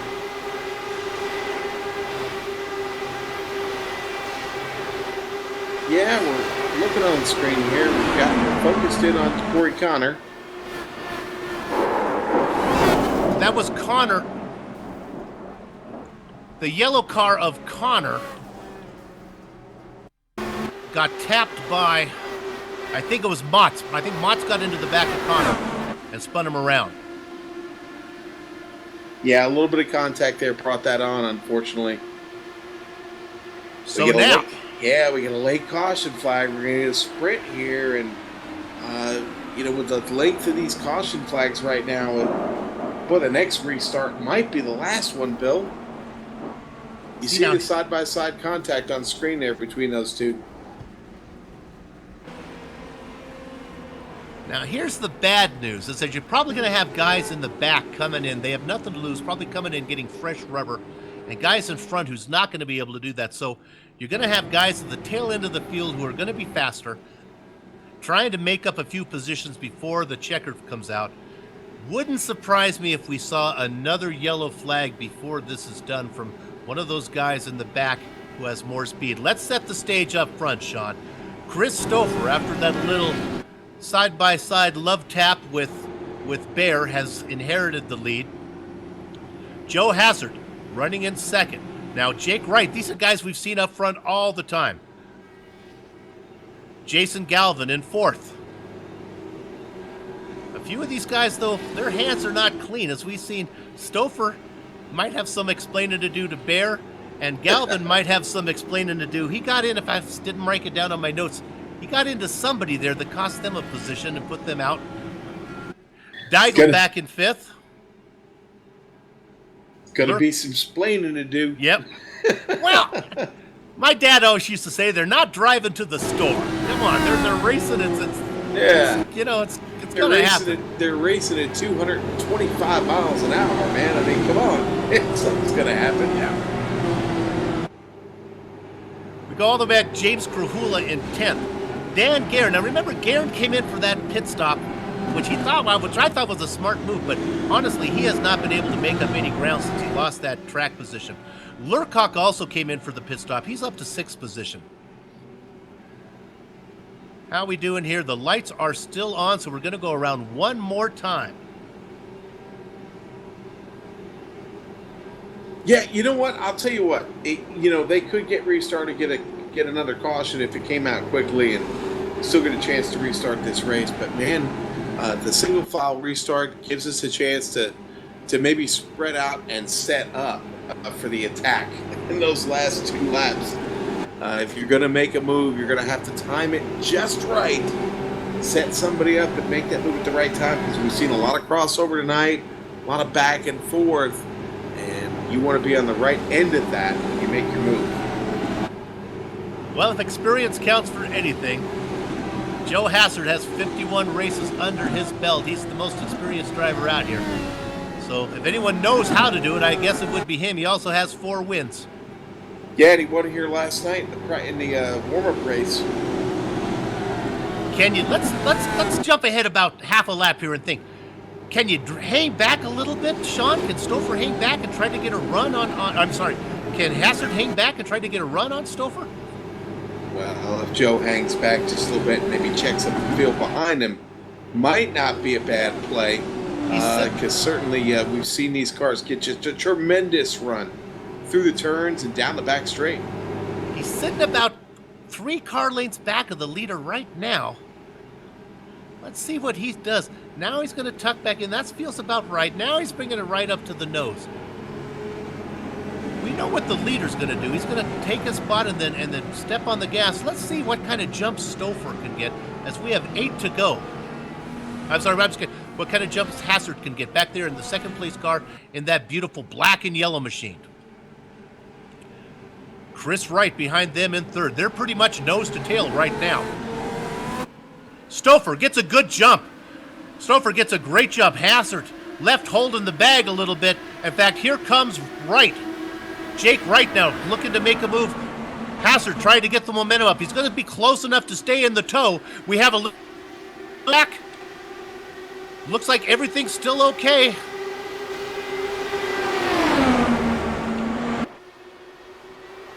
There's a pass for the lead. Too wide. Look at that. It's that dark car of Stouffer trying to fend off on the inside. Big Joe on the outside. Side by side, looking at the show, enjoying the performance that is going on, is Wright as they're very close. Now Hazard gets a bit of a lead. Wright's going to try to tuck in behind Hazard as they go 1, 2, 3.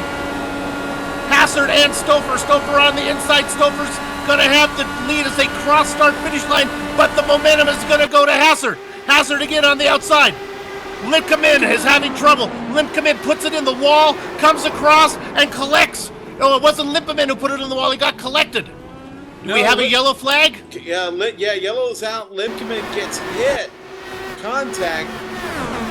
Oh, that was Lanini coming back down across the track. I'm sorry, not Lanini. Actually, Randy Crosno makes the contact with Gal. Wow, what a tough break. He just laps to go, makes that contact with Limkamin. And we're getting the ruling from the iRacing stewards that Big Joe Hazard was out in front and currently is your leader with 4 to go. I'm not sure, Sean, they're going to be able to get this back under green again. Here's the replay. Oh, there was the contact. Limkamin coming up short here at the end of the race. Tough night for him. Sorry, Mamu. That's not the way we wanted to get the season started, but you know what? Race 2 will come out a lot better for him. So, yeah, tough break there, Brandon. Tough break for the series sponsor, First Medical Equipment. But he'll be back. And so will we. I'll tell you what, only 3 laps left. Big Joe is your leader now. Officially on the board there, Bill. They might be able to get this going.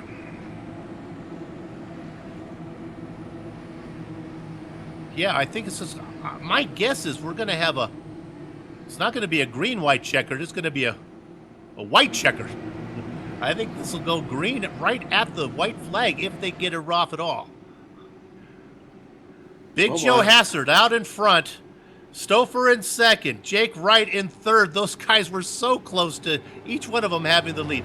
Tony Lurcock, Jason Galvin in fourth, Lurcock in fifth.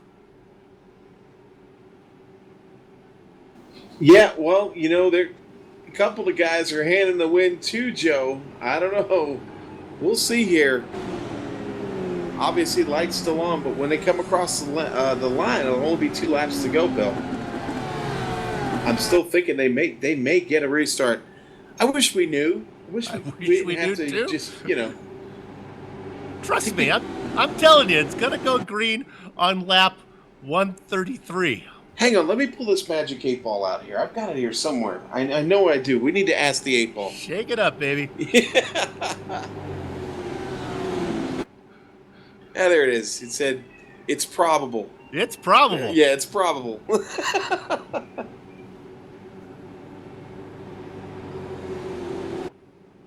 lot of chatter on the radio still. They're ready to race, I'll say that much. I don't see anybody in the... Let me go see if there's anybody coming out of the pits. I don't think so. Everybody who's in there is just... Well, Limkerman is in there. Yeah, no, everybody in there has been in done. there. Yeah, Brandon in there now. I believe that's going to be a little bit too much to get repaired before we get restarted.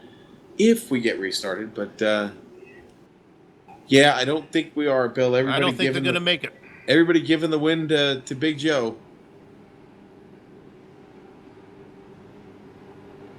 Now, they should what they should do is when they cross the start finish line, they should have they should race that last race just for fun anyway. That last lap just for fun. Yeah, that would be fun. You know, I have heard instances where that screws up the timing and scoring, though, so I don't know if that's the best thing to do. That'll certainly drive their scoring nuts. But, man, what a race. We saw some really, really great green flag runs and green flag pit stops, which you always love to see that because Yeah, the lights are still on. The race is going to be over. This, I believe, will be their last trip around. The white flag is out, Bill.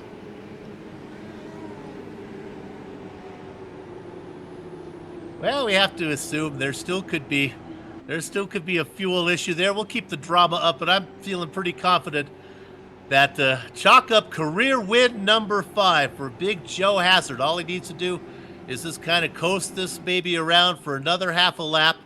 Great way for him to start the season.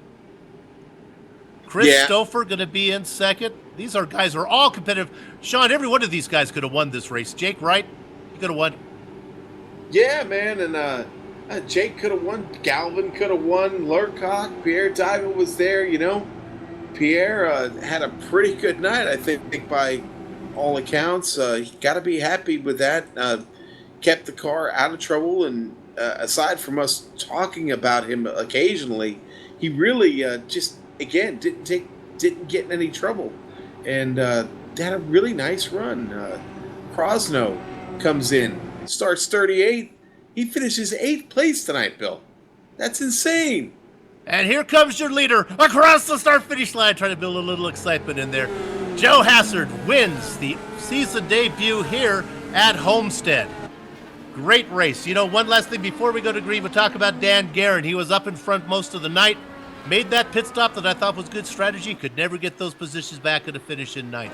What we're going to do right now, Sean, is take a short break. We'll be back to run down the entire field, do driver interviews, and post-race plugs. See you in just a few.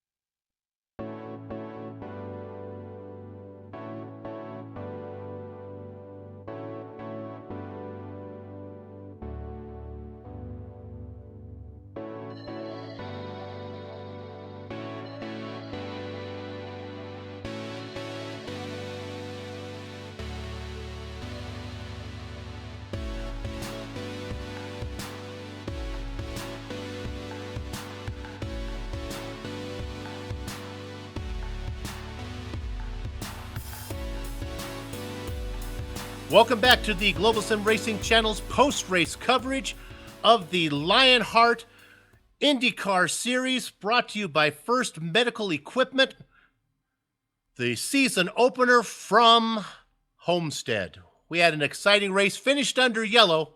Your winner, his 5th career win, Big Joe Hassert. Second place, gave him everything he could ask for, Chris Stouffer. In the show position goes to Jake Wright. 4th, 5th, and 6th goes to Jason Galvin, Tony Lurcock, and Pierre Daigle. Chris Lalani in the 7th position. The snowman spot goes to Randy Crosno. 9th is to Dan Guerin. And finally, rounding out the top 10 is James Krahula. All right, in 11th place, Ed Tutwiler. Ron Hacker in 12th. Ian Adams, 13th.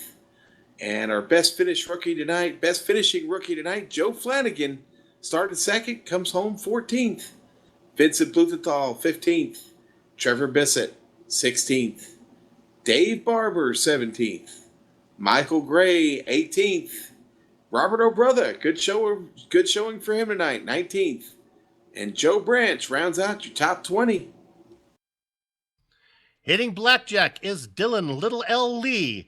Kenneth McCoy catching 22. Robert Blowen in 23rd position. In the double dozen spot goes to Alfred E. Shepard. Jack Bogan in 25th, 26th, 27th, and 28th go to Tiger Connor. Tough race for him. Couldn't follow up his success in the All-Star event. Peter Edwins in 27th and Matthew Mercer.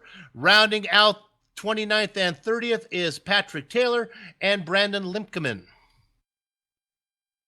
All right, and 31st is going to be Bob Mikes. 32nd, Richard Bear. He was leading for quite some time in this race. Tough break, man. Yeah. Drew Mott's 33rd. Dean Helt, tough break for him too, man. He come all the way up from 41st place. We were talking about him. Had a great run tonight. He'll have to settle for 34th. Tony Showen, 35th. Ryan Bird, 36th. Jonathan Goat going to be really mad at me. I put the X on him. 37th. Chris Gutierrez, he comes up 38th. Christian Steele, 39th. Man, our first victim tonight was never able to come back out. Poor George Gonzalo. It's not the season start he was looking for, but man, he'll be back at Watkins Glen. These guys love the road course. Most of them do. That's going to be a fun race. But anyway, we got people to talk to, Bill, don't we? We do. And real quick, Dean Held was having a great race, finished 34th. He got caught up in that contact with Galvin, and then of course we know that Bear got caught up with Stouffer there. So their night ended with them several laps down. Let's go ahead. I think we can probably get a rundown our race leader, our race winner. Yeah, he's here. There we go. Big Joe Hassert. Whoops. Yeah, wrong guy. Get Chris out of here. I want to. Oh, yeah, my bad. There we go, Bill. There we go. Lead commentator talks to the winner. Did I set you up? When you're lead commentator, you could talk to the winner. Right now, it's me. Big Joe, you have a copy. Big Joe Hassert. I don't get to talk to anybody today. Okay, let's go back. Let's go back and bring Stouffer in. Okay, we have our second place finisher of Chris Stouffer. Sean, you want to talk to Chris? Yeah, Chris, sorry. Calamity just ensued here. Right. Such excitement. What a great race. Man, you know what? Maybe a little rougher for you. I don't know. Tell us all about it. How was your night? Night was pretty good. I didn't qualify quite as well as I had practiced all week, but I'll take it. I think I started 9th, and the racing was pretty good for the most part. I liked the long stints. I thought it did get kind of single file, but it was fun, and I had a lot of fun there. And for it to come down to just inches right there between me and Joe at the end, that it was a lot of fun. Yes, sir. It was 133 laps, grueling finish for you to get on the podium. It's a long race, man, and it takes a lot of focus. The speed here, not much time to react. You qualified pretty well and was able to keep the car out of trouble for most of the night.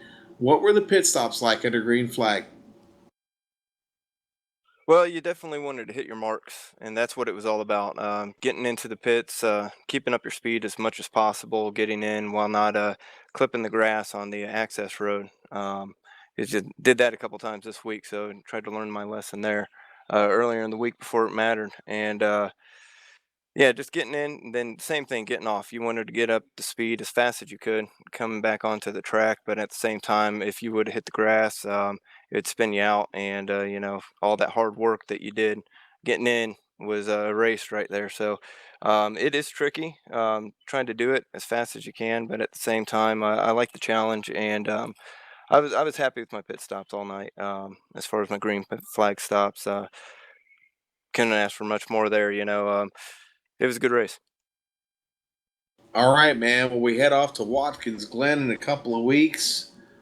How do you like the road, bud? Well, I'm not usually the fastest on the road, although Watkins Glen is one of my favorite tracks. So I look forward to it, actually. I'm looking forward to it a lot. I'm going to put a lot of practice in, try to make myself a little bit more competitive if I can. Honestly, if I can get out of there with the top 10, I think I'll be happy. But you never know how things play out. And road courses bring a totally different challenge, and I'm looking forward to that for sure.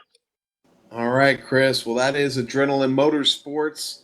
Chris Stouffer, great run tonight, puts himself on the podium with a second place finish at number 7. We'll see him a couple weeks in Watkins Glen. Chris, thanks a lot. Time to talk to Big Joe Hassert with Bill. Bill, take it away, buddy. I believe I got him now. Big Joe, congratulations on your 5th career win and a great victory here to start the season. Thanks, Soup. It was fun. I'm glad my computer held out. Apparently, I'm having issues right now. Freezing up a little bit. Well, let's talk about the race. You have a reputation to getting out front and staying out front, but boy, you didn't smell the fresh air of the lead until almost real close to the end. Yeah, I just was trying to run some fuel strategy, stay out as long as I could. I just kind of methodically just kept working my way up, a little Kyle Busch-esque, my favorite NASCAR driver besides Denny. Just kind of slowly made my way up and got up to 3rd there for those last couple of restarts and saw the top 2 going at it. They made contact. I got into 2nd there, and we got that final restart. I knew Chris had some damage, and I think it was just enough for me to get around him on the outside. I was once he gave me that outside, I knew I was gonna get it. Yeah, this was a totally different animal than what we saw in the All-Star event at Michigan, where passing was really simple. Boy, it looked like you guys were really struggling you could get alongside the guy, but it was hard to close the deal. Oh man, the draft was incredible. You really had to back up the corners in order to make the car turn. Even when you tried to run a different line than the guy in front of you, it felt like that arrow was just washing the whole track. So anytime you were behind somebody, it made it really difficult. I had to make pretty much all of my passes I made on restarts or in the pits. It was as good as it could have been. I was kind of settling in there, thinking, man, I just hope I maybe keep Jake behind me and get a podium. And, those 2 got into it in front of me and kind of just all came together right at the end. It's all about just kind of putting yourself in position and seeing what happens. Little heavier dose of road courses this season than before. I think it's about 1/3, little more than you've had in the past. Is that going to help you or hurt you? Road courses, I might be a top 10 guy. I don't think I'm going to win any unless something miraculous happens. I am getting better. I have been working at it. That IndyCar Winter Series helped me a little bit. My teammates are good road course drivers, so that's going to help. Watkins, tracks like that, I think will help play into my strengths a little bit more. So I think if I could just run up front and just grab a couple top 10s out of it, I think I'll be okay. Okay, we'll get you out of here on this one. I'm going to do this all season. Favorite racing movie? Days of Thunder. Days of Thunder. Oh, 2-0. Nice. Starting to, nice. That's good. I think we have a blowout going on now. All right, there you have it. Your race winner, Joe Hassert. Sean, who you got? Man, you know what? Caught up with Jake Wright. Jake Wright puts it on the podium, starts on the pole, doesn't beat his best pole record time here. Not quite, off by almost a second. But Jake, you managed a podium finish tonight. Tell us all about it, my friend. Well, it was definitely a very intense race, and I'm happy to have been able to stay on the podium after starting on the pole. We got caught up after the green flag run with a lapped car, and I got passed, and then caution came out shortly after, which, and I just started to fall back after the caution, but I was able to get my way back up to the podium, so I'm happy with the finish. Yeah, man, what a finish for this kind of revamped team, Unacceptable No Name Alliance. All four of you in the top 10. You, Joe Hassert, Pierre Deigel, and James Carula. James just getting in there with a 10th place finish. Pretty good start for the team to the season. Oh, yeah, I think we got a shot for the team championship again. All the drivers have been good. We're all fast at most tracks. So I think we got a pretty good shot. Yes, sir, and a pretty good way to start the season for the defending champ. You feel? I gotta know. Are you feeling any pressure, Jake? I actually feel less pressure since I've already taken home the championship. I feel now I can just go out and try to rack up the wins. And is that cleanest driver award? Is that you still value that? Is that going to be something you're shooting for this season? Definitely. All right. Well, man, I got to tell you, great start to the season for you. We saw the usual from you, young man, and it was pretty good. It's always pretty good, and tonight was no different. We head to Watkins Glen. You're pretty much the class. One of the drivers we're looking at on the road courses. What do you think about heading there in a couple of weeks? I don't want to get too cocky, but I think I'll have an easy podium finish. Okay, he laid it down right there for you, race fans. Jake Wright putting it down right here in the champion circle here tonight on. We heard it Wednesday night. What is this? March the. That's it. March the 16th, right there, Bill. I'm marking it down. Okay, it's here. It's congratulations. We're looking forward to that one. All right, Jake. Well, hey, man, nothing wrong with confidence, and we'll be looking at you here in a couple of weeks. Again, great run tonight. Congratulations to you, and fun talking to you as always. All right, we'll see you soon, buddy. See you next week. All right, man. Jake Wright, your third place finisher today, and that gives us everybody on the podium. All right, Sean, it's time for us to wrap it up here. But wait a minute, all you people watching out there, don't turn off yet, because these are the people that make this happen. We have technology that lets us track you, and we will be sending you emails if you don't finish out this broadcast. So everyone pay attention, because we'd like to thank First Medical Equipment. They offer durable medical equipment, sales, rentals, and services. Also home modifications such as stair lifts and ramps, power wheelchairs and scooters, lift chairs, CPAP machines, oxygen machines, you need it, they've got it, okay? They service southwest corner of Iowa and the surrounding counties. For more information and details, go to firstmedicalequipment.com. And if you didn't hear the last broadcast, I want everybody to go online and order up a little cup holder for somebody who has a walker. They need a cup holder. It's not expensive, and they're really handy. I recommend it. It makes a great gift. Everybody, go to, we'd also like to thank Lionheart for organizing the series and contracting with GSRC to broadcast it. Special thanks to Chris Stouffer of Adrenaline Motorsports for sponsoring this specific race. Thank you very much, Chris. Thanks to the company's equipment and software that you see on the screen right now that we use for the broadcast. The original music you've heard today on the broadcast is thanks to Eric Eckelm and Casey Lalonde. Go to the screen addresses that you see up there to order some music, and you can do that. Now, Casey Lalonde's music is kind of more techno, while Eric Eckelm is kind of more dramatic, symphonic stuff.